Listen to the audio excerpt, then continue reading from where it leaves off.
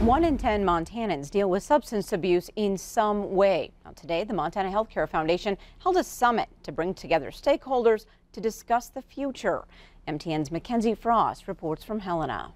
Substance use disorder. The question that brought state leaders, lawmakers, tribal representatives, and even the 19th Surgeon General to Helena. How do we address the problem? What we've been doing, we know, is not enough. The Montana Healthcare Foundation hosted a summit to look at bringing change and help to the 1 in 10 Montanans who are dependent on or abuse drugs or alcohol. Everybody really feeling like, look, it's a chronic medical problem. People need treatment. The summit highlighted the need for collaboration between state agencies, especially with budgets shrinking across the board. We are working collectively with Department of Corrections, with Department of Justice. We all serve certain populations, but they're all impacted by this disease. One big change is the shift in the way we view addiction. This is not a character flaw or a moral failing.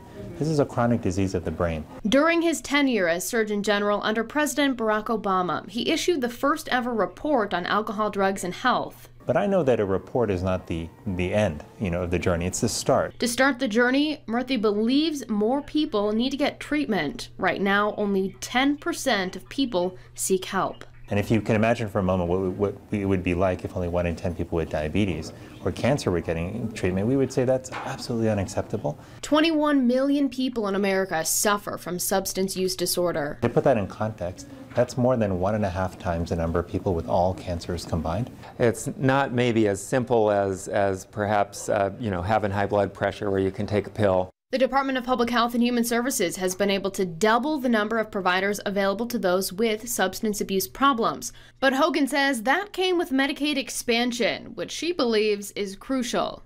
I think the evidence is there just from listening to this group.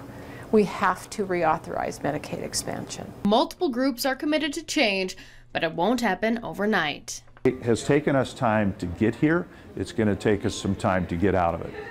In Helena, Mackenzie Frost, MTN News.